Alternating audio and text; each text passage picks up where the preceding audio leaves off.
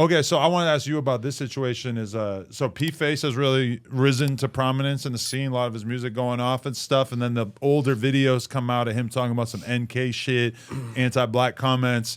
Kind of similar situation with Drex. Was it really him? Was it really him? With PFace, Was I think, that PFace? Was that really him saying that? How do you know? How do you know? It's footage from when he's like 14, 15. Okay, how do you know? It looks like it's How him, do you know? Do you know how to tell if that's that's real? I would have thought he would have denied it if it wasn't true. What? Look, if it was or was not, maybe he was young. He didn't know better. For sure. He was young. Just like when I said Southsiders don't want to sign to the blacks. I didn't know better. I was young in the game. Like I was fresh with my feet, getting my feet wet. I didn't know better. I had to be more like open-minded to the business, you know what I'm saying? Because maybe it could be a smart black businessman, you know what I'm saying? You know what I'm saying? Not everybody gonna be like, you feel me? Like, because a bad person. We're all so used to, like, if a video comes out of a white dude saying the N-word, a bunch of hard R type shit, oh, you're a racist, you're canceled, we don't you, etc. No, but all I'm saying is racist. that, but then a video comes out of a 15-year-old Mexican kid saying he's anti-black, and people want to kind of treat it like the same way you would treat, a 30-year-old white guy who was saying something that was anti-black. And I feel like a lot of people don't really understand. Is Charleston white racist? But the tension between Mexicans and blacks in LA is probably not that out of the ordinary that this kid would have been saying that shit at that age, especially if his hood is beefing with black No, hoods. well, you gotta understand too, like, let's be real. The Mexicans and blacks, Hispanics and blacks been beefing since forever. You know what I'm saying? Forever. And that's just, things got much better. Like, things got much better where it's easier to, like, people, like, it's not how it used to be back in the day. But you know what? You go to certain cities and they're still gonna treat people a certain way. You get what I'm saying? Like, certain cities are still a little like tension, like this is majority black, this majority Hispanics, but because thank God things have gotten better and everybody's showing each other more love, shout out to the black folks, shout out to, you know what I'm saying? Because Asians, say that my video, white folks. If he wasn't saying NK, but he was saying, I'm CK, BK, nobody would really be tripping. Like, oh, you beef with a bunch of these gangs, whatever. But as soon as it's like he beefs with blacks, like that all of a sudden is super controversial, because then people start assuming that it also means just random civilians. But you got to understand too, it's like every letter doesn't stand for what you think it does. Like in Compton, he's talking about whatever you get what I'm saying? Like I could say I'm BK, but that could stand for like Brown Nation, Paramount, BN. I could say I'm BK, homie. I'm BK. I'm from Paramount. I'm BK. Okay. You get what I'm saying? But I'm from Paramount, so that means I'm dissing the Brown Nation. But I don't talk like that because I'm not like that. I don't talk like that. You get what I'm saying? Like, yeah, and I'm not out here on like I said, I'm not trying to kill people. Well, were you ever cool with G-Face? Well, I try to be cool with him because he had the rentals and all that stuff. So I thought he was a resource. Like he had the cars and this and that. But he had it tattooed on his armpits. No, look, he lied to me, bro. He lied to me. No, and look, in my defense, right now that I'm right here, he had put some real valid. He showed me he was in contact with some real valid people, like, and I was just like it blew my mind. So whether if he was snitching, he was paying the homies to be good because he was still in communication with certain folks. Straight up, he was. And that's what made me like, all right, he cool. I could be around him. Because people told me like, hey, this was no good. Hey, this fool used to be from Armenian Power, this and that. But you know what? I didn't really like, you know what I'm saying? I didn't really think much of it and really put much thought of it. But now that I'm a little older and I see like, hey, you know what? A lot of times, fools could be dropouts, snitches, PCs, informants, whatever. Now I'm learning like, oh, this is, the deuce fivers. I never been to the pen and shit. You know what I'm saying? I only been to the county. So like certain things you learn in the prison, you know what I'm saying? Yeah. But now I learn, now I'm like, oh, let me stay away from everybody. I can't fuck with anybody, you know what I'm saying? Because not everybody's solid. So I don't fuck with nobody. I don't fuck with nobody. Nobody. But the G-Face thing is okay. Because of that. Because I fuck with people like him and now I'm around straight informants. But he had the NK on his armpits, right? I texted him. I was like, bro, like, what is that tattoo? He goes, Adam, you don't understand. I was locked up for all these years. You don't understand the shit that these people were doing to me. And he's talking about black people. He's basically admitting what it stands for. And then I asked him on the podcast about it, and he acts like the N stands for Northerners. Switched it up real quick for the camera. I was like, oh, you're a shiesty dude, ain't you? You could just no, admit but that's what it means. But that's what I was telling you, like like what would I be like?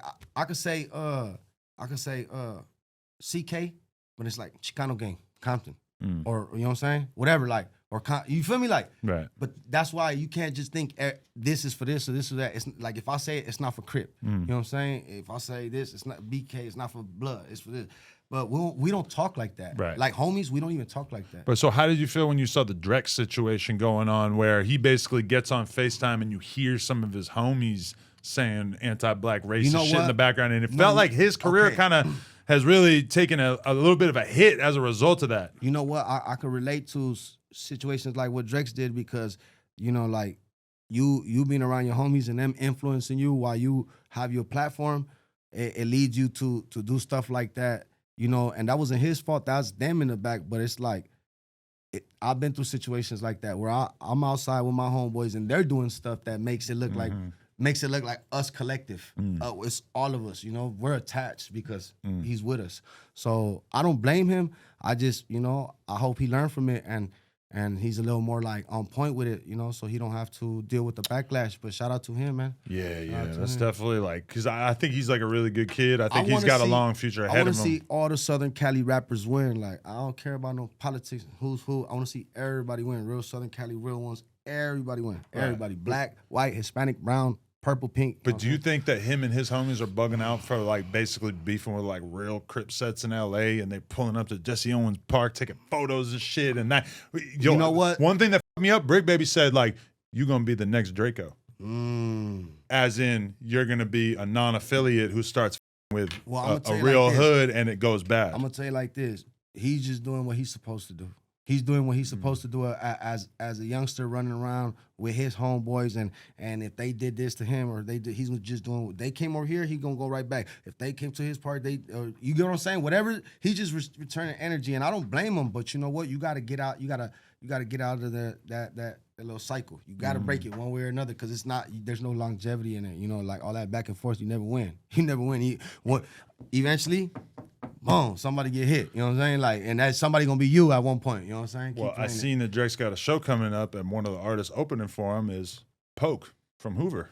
Oh yeah, I'm like, Drake to Poke, that's my boy. Poke is my boy. It's getting spicy, my boy. No, and I respect Poke because he's a businessman. No, he's a good dude. Yeah. Poke is a businessman.